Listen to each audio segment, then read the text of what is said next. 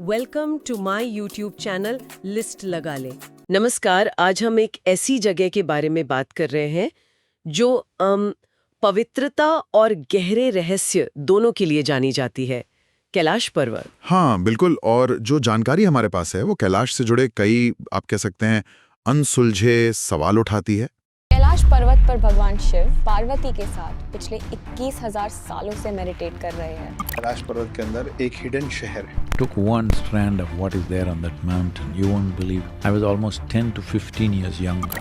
अजीब घटनाएं, गहरी मान्यताएं, सब कुछ है इसमें। और आज हमारी कोशिश यही रहेगी कि इन स्रोतों के आधार पर कुछ परतें खोलें। जैसे ये बात थोड़ी हैरान करती है ना कि एवरेस्ट पर तो हजारों लोग पहुंच गए, हाँ बिल्कुल। पर उससे कम ऊंचे कैलाश पर आज तक कोई क्यों नहीं चढ़ पाया। और अजीब घटनाओं की बातें। सही है। चलिए इस पर थोड़ी गहराई से बात करते हैं। तो सबसे पहले यही लेते हैं, ये शिखर अगम्य क्यों है? मतलब एवरेस्ट हो गया, K2 हो गया, हाँ। लेकिन कैलाश पर कम से कम आधिकारिक तौर पर कोई सफल चढ़ाई नहीं हुई है। ये अपने आप में काफी अजीब है। ये वाकई सोचने वाली बात है। क्या स्रोत ये बताते हैं कि ये सिर्फ मतलब तकनीकी रूप से मुश्किल है या कुछ और भी कारण है? वो एक कहानी भी तो है 1985 की, किसी पर्वतारोही की। हाँ हाँ, वो कहानी कई स्रोतों में मिलती है कि कैसे उसके बाल अचानक सफेद हो गए और फिर कुछ ही समय में उसकी मौत हो गई। अब देखिए, ऐसी कहानियों की पुष्टि करना तो मुश्किल होता है। सही बात है। और यही चीज रहस्य को और गहरा कर देती है। और फिर वहां की स्थानीय मान्यताएं भी बहुत मजबूत हैं। क्या है वो मान्यताएं? मतलब सिर्फ ये कि पवित्र है या कुछ और भी? देखिए, सिर्फ पवित्र ही नहीं बल्कि कई धर्मों के लिए, हिंदू, बौद्ध, जैन, बौन, ये दुनिया का केंद्र है। खासकर हिंदू धर्म में ये भगवान शिव का घर माना जाता है। अच्छा। तो मान्यता यही है कि शिखर पर चढ़ना मतलब उस पवित्रता का अपमान करना है। इससे शिव नाराज हो सकते हैं। तो धार्मिक कारण बहुत बड़ा है जिसके चलते चढ़ाई की मनाही है और कोशिशें भी नहीं की जाती। मतलब भौगोलिक चुनौतियों के अलावा ये आस्था वाला पहलू भी बहुत अहम है। और फिर वो अजीब घटनाओं वाली बात, जैसे यात्रियों ने अजीब आकृतियां देखने का जिक्र किया है या रोने जैसी आवाजें, रात में वो रहस्यमयी रोशनी। हाँ, ये बातें भी खूब सुनने को मिलती हैं। स्रोत ज्यादातर इन अनुभवों को बस बयान करते हैं, कोई पक्की वैज्ञानिक वजह बताए बिना। तो क्या कहते हैं स्रोत? कुछ अंदाजा? कुछ लोग कहते हैं कि शायद ऊंचाई की वजह से भ्रम होता है या मौसम ऐसा होता है, पर कुछ इन्हें अलौकिक घटनाओं से भी जोड़ते हैं। अब ये असल में हो रहा है या बस लोगों की अपनी व्याख्याएं पर्वत की पवित्रता की वजह से, ये कहना मुश्किल है। और इसी में एक और चीज जुड़ जाती है, कैलाश पर्वत की बनावट। वो बिल्कुल एक पिरामिड जैसा लगता है। हाँ बिल्कुल, उसकी जो समरूपता है, कोण है, वो ध्यान खींचते हैं। लगता नहीं कि ये पूरी तरह से प्राकृतिक है। हाँ। और कुछ स्रोत तो थोड़ी बढ़कर बात करते हैं, इसे एलियन स्ट्रक्चर तक कह देते हैं।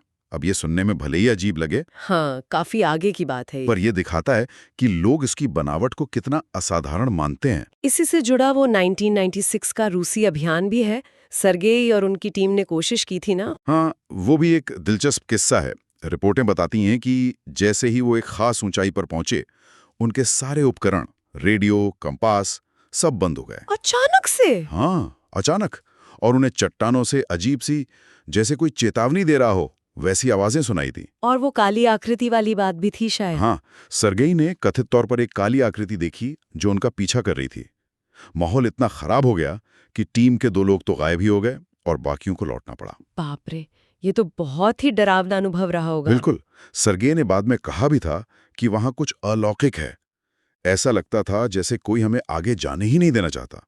अभी उनके निजी अनुभव थे, पर ये कैलाश के रहस्य को और मजबूत करते हैं। सही बात है। और इन सब रहस्यमयी बातों के साथ वो गहरा आध्यात्मिक पहलू तो है ही। शिव पार्वती का घर, नंदी का पहरा। हाँ, और पास में ही मानसरोवर झील। कहते हैं उसके पानी में नहाने से पाप धुल जाते हैं। पवित्र झील है। लेकिन उसमें भी कुछ अजीब देखा गया है शायद। हाँ, कुछ यात्रियों के हवाले से स्रोत ये भी बताते हैं कि उन्होंने झील में कुछ अजीब सी तैरती हुई चीजें देखी। तो एक और पहेली जुड़ जाती है। तो कुल मिला के देखें, कैलाश पर्वत वाकई एक जटिल पहेली है। एक तरफ शिखर है जिस पर चढ़ा नहीं जा सकता, दूसरी तरफ ये अजीबोगरीब घटनाएं हैं जिनका कोई सीधा जवाब नहीं, तीसरी तरफ इसकी बनावट जो वैज्ञानिकों को भी सोचने पर मजबूर करती है, और चौथा वो गहरा आध्यात्मिक विश्वास जो सदियों से कायम है। सही कहा।